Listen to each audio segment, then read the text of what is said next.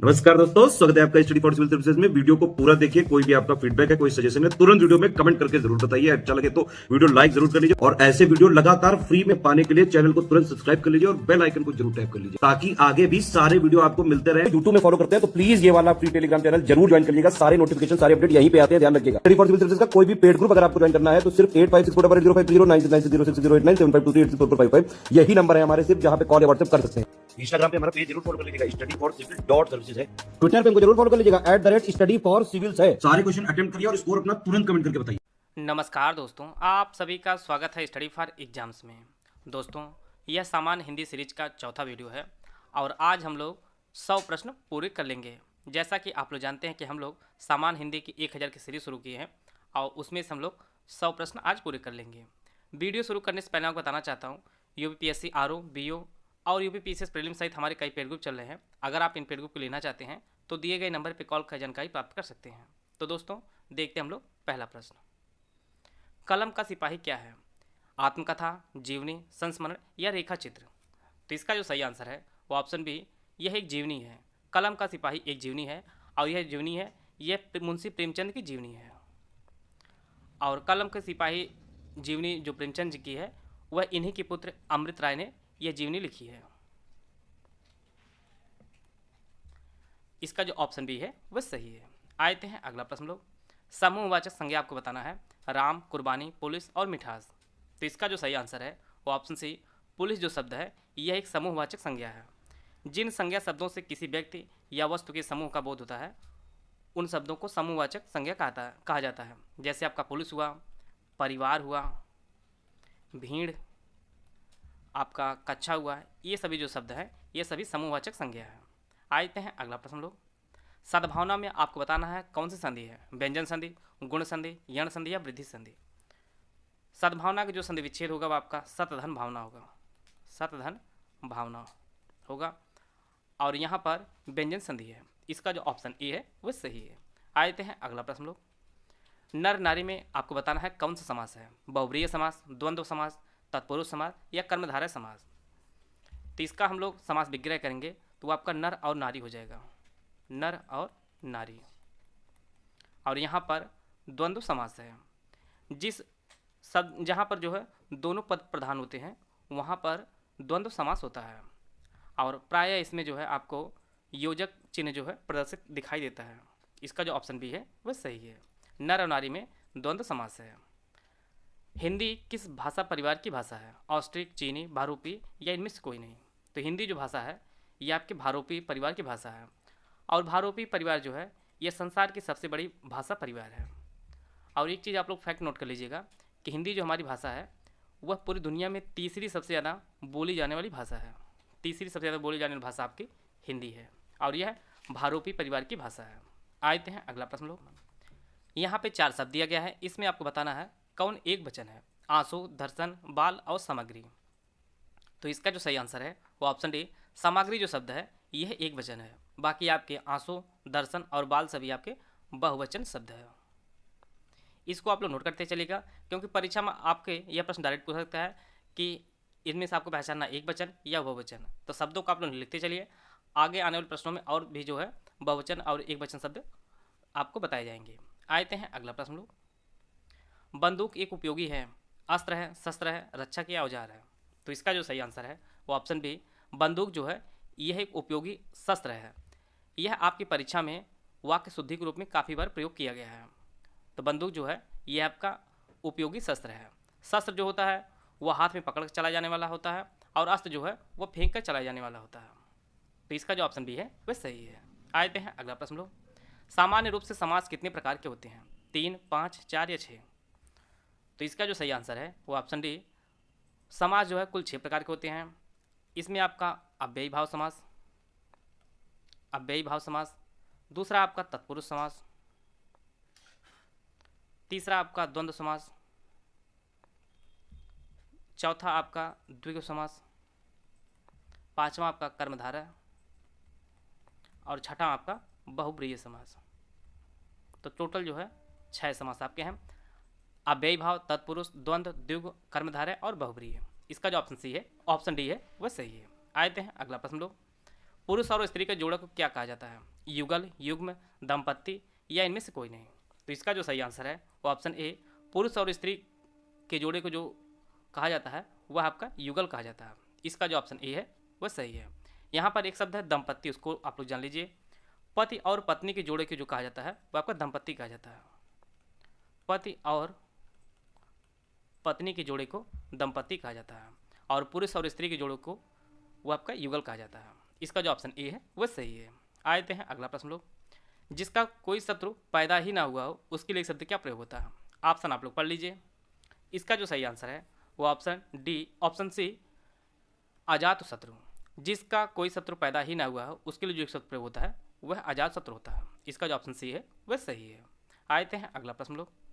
अंगूठा दिखाना का अर्थ आपको बताना है। खुशामद करना, अपना काम निकालना, मजाक उड़ाना या इनकार करना। तो इसका जो सही आंसर है वो ऑप्शन डी, इनकार करना।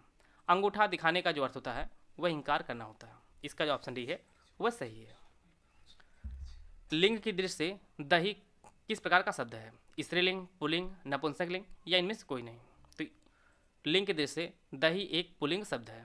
इसका जो ऑप्शन बी है वह सही है। और यह कई बार वाक्य शुद्धि में प्रश्न पूछा गया है। तो जो आपका एक एग्जाम्पल के रूप में जान लीजिए, दही खट्टा होता है, दही खट्टा होता है, यह एक शुद्ध वाक्य है। इसका जो ऑप्शन बी है वह सही है। आते हैं अगला प्रश्न। यह मेरी पुस्तक है। यहाँ पर मेरी किस प्रकार का सर्वनाम है? संबंधवाचक, निश्चयवाचक, निजवाचक या इनमें से कोई नहीं। तो मेरी यहाँ पर आपका निजवाचक सर्वनाम है। इसका जो ऑप्शन सी है वह सही है। अगर प्रश्न यहाँ पर यह पूछता कि यहाँ पर यह क्या है, तो यह है आपका निश्चयवाचक सर्वनाम। जो सर्वनाम निकट या दूर की वस्तु की ओर संकेत करे वहाँ पर निश्चयवाचक सर्वनाम होता है। तो इसका जो ऑप्शन सी है वह सही है। आते हैं अगला प्रश्न लोग। विज्ञान में कौन सा उपसर्ग है? वि, विज्ञ, ज्ञान या अन? जैसा कि आप लोग जानते हैं कि उपसर्ग हमेशा शब्द के प्रारंभ में लगता है, तो विज्ञान में वि उपसर्ग है। इसका जो ऑप्शन ए है वह सही है। आते हैं अगला प्रश्न लोग। चावल जो शब्द है यह किस प्रकार का शब्द है? रूढ़, यौगिक, योग रूढ़ या इनमें से कोई नहीं। तो इसका जो सही आंसर है वो ऑप्शन ए, यह एक रूढ़ शब्द है। व्युत्पत्ति के आधार पर शब्द तीन प्रकार के होते हैं। एक आपका रूढ़ होता है, दूसरा यौगिक होता है और तीसरा आपका योग रूढ़ होता है। ऐसे शब्द जो हमेशा विशेष अर्थ को प्रकट करते हों तथा जिनके खंडों का कोई अर्थ ना हो वे आपके रूढ़ शब्द में आते हैं। तो चावल का कोई इसका खंड करने के बाद इसका कोई अर्थ नहीं होता है, इसलिए आपके रूढ़ शब्द में आते हैं। इसका जो ऑप्शन ए है वह सही है। आते हैं अगला प्रश्न लोग। सर्वनाम कितने प्रकार के होते हैं? 6, 5, 4 या 8? तो इसका जो सही आंसर है वो ऑप्शन ए, 6 प्रकार के सर्वनाम होते हैं। पहला आपका पुरुषवाचक सर्वनाम, दूसरा आपका निश्चयवाचक सर्वनाम, तीसरा आपका अनिश्चयवाचक, चौथा आपका संबंधवाचक सर्वनाम, पांचवा आपका प्रश्नवाचक सर्वनाम और छठा आपका निजवाचक सर्वनाम। तो टोटल 6 प्रकार के सर्वनाम होते हैं। पुरुषवाचक, निश्चयवाचक, अनिश्चयवाचक, संबंधवाचक, प्रश्नवाचक और निजवाचक। इसका जो ऑप्शन ए है वह सही है। यहाँ पर यह चिन्ह प्रदर्शित किया गया है, आपको बताना है कौन सा विराम चिन्ह है, योजक, अल्प विराम, हंस पद या अर्धविराम। तो इसका जो सही आंसर है वो ऑप्शन बी, यह जो चिन्ह बना है यह आपका अल्प विराम का चिन्ह बना है। इसका जो ऑप्शन बी है वह सही है। आते हैं अगला प्रश्न लोग। राम की गाय दूध देती है, इसमें आपको बताना है यह किस प्रकार का वाक्य है? सरल वाक्य है, संयुक्त वाक्य है, मिश्र वाक्य है, इनमें से कोई नहीं। तो इसका जो सही आंसर है वो ऑप्शन, यह जो वाक्य है यह एक सरल वाक्य है। जैसा कि आप लोग जानते हैं कि रचना के आधार पर वाक्य 3 प्रकार के होते हैं, सरल वाक्य, संयुक्त वाक्य और मिश्र वाक्य। सरल वाक्य जो परिभाषा है, जिन वाक्य में एक ही क्रिया हो और एक कर्ता हो वहाँ पर सरल वाक्य होता है। तो यहाँ पर राम एक कर्ता है और एक ही क्रिया है, दूध देना एक ही क्रिया है, इसलिए यहाँ पर एक सरल वाक्य एक उदाहरण है। इसका जो ऑप्शन ए है वह सही है। चोर चोर भाई, सगे, चचेरे, मौसेरे या ममेरे। तो चोर चोर मौसेरे भाई, इसका जो ऑप्शन सी है वह सही है। और इसका अर्थ भी आप लोग जान लीजिए, चोर चोर मौसेरे भाई का जो अर्थ होता है समान भाव वालों में जल्दी मेल हो जाता है। इसका जो ऑप्शन सी है वह सही है। अनुपम का पर्यायवाची कौन नहीं वो आपको पहचानना है, अप्रतिम, अमीय, अतुल, अपूर्व। तो इसका जो सही आंसर है वो ऑप्शन बी, अमीय जो शब्द है यह अनुपम का पर्यायवाची ना होकर यह अमृत का पर्यायवाची है। बाकी आपके अप्रतिम, अतुल और अपूर्व ये सभी अनुपम के पर्यायवाची हैं। अमृत के अन्य पर्यायवाची भी आप लोग जान लीजिए। अमृत के अन्य पर्यायवाची आपका सोम हुआ, सुधा, पीयूष, ये सभी जो है अमृत के पर्यायवाची हैं। आते हैं अगला प्रश्न लोग। इंद्र का पर्यायवाची कौन नहीं हुआ आपको पहचानना है। अनंग, देवराज, सुरपति, देवेंद्र। तो इसका जो सही आंसर है वो ऑप्शन ए, अनंग जो शब्द है यह इंद्र का पर्यायवाची ना होकर यह कामदेव का पर्यायवाची है। बाकी आपका देवराज, सुरपति और देवेंद्र जो है ये सभी इंद्र के पर्यायवाची हैं। कामदेव के अन्य पर्यायवाची आपके जैसे मदन हुआ, आपका मनोज हुआ, रतिपत हुआ और मनसीज हुआ, ये सभी जो है कामदेव के पर्यायवाची हैं। आते हैं अगला प्रश्न लोग। अंश, अंश का सही अर्थ आपको बताना है।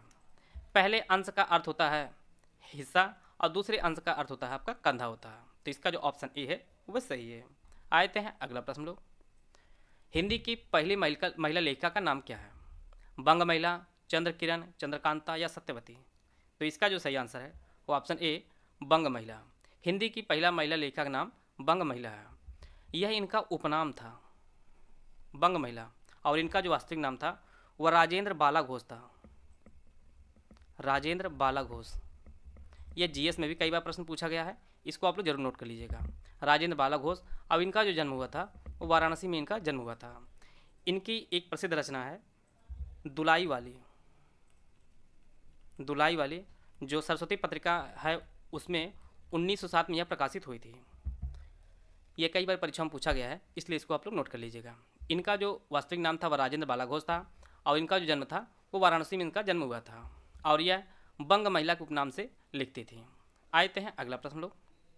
रामचरितमानस में कुल कितने कांड हैं। 8, 9, 7 या 5। तो रामचरितमानस में टोटल 7 कांड है। इसका जो ऑप्शन सी है वह सही है। पहला आपका बाल कांड है, बाल कांड। दूसरा आपका अयोध्या कांड। तीसरा आपका अरण्य कांड। चौथा आपका किष्किंधा कांड, किष्किंधा कांड। पांचवा आपका सुंदरकांड, सुंदरकांड। छठा आपका लंका कांड और सातवां आपका उत्तरकांड। टोटल रामचरितमानस में 7 कांड है। यहाँ सबसे इंपॉर्टेंट जो प्रश्न बनता है इसमें पूछेगा सबसे बड़ा कांड कौन सा है। तो बाल कांड जो है आपका सबसे बड़ा है और सबसे छोटा आपका कांड आपका किष्किंधा कांड है। सबसे छोटा किष्किंधा कांड और सबसे बड़ा आपका बाल कांड है। और रामचरितमानस में टोटल 7 कांड है। इसका जो ऑप्शन सी है वह सही है। आते हैं अगला प्रश्न लोग। परीक्षा गुरु किसने लिखा है। जयशंकर प्रसाद, मोहन राकेश, लाला श्रीनिवास दास या अज्ञेय। तो इसका जो सही आंसर है वो ऑप्शन सी, लाला श्रीनिवास दास ने परीक्षा गुरु की रचना की है और यह हिंदी का प्रथम उपन्यास है और इसे 25 नवंबर वर्ष 1882 में पहली बार इसका प्रकाशन कराया गया था, जिसे लाला श्रीनिवास दास ने लिखी थी और यह भारतेंदु युग के एक लेखक हैं, श्रीनिवास दास जी। आशा है आप सभी को बहुत कुछ जानने को मिला होगा। वीडियो अगर आपको अच्छा लगा तो आप लाइक कर सकते हैं, चैनल सब्सक्राइब कर लीजिए। वीडियो को पूरा देखने धन्यवाद। जय हिंद, जय भारत।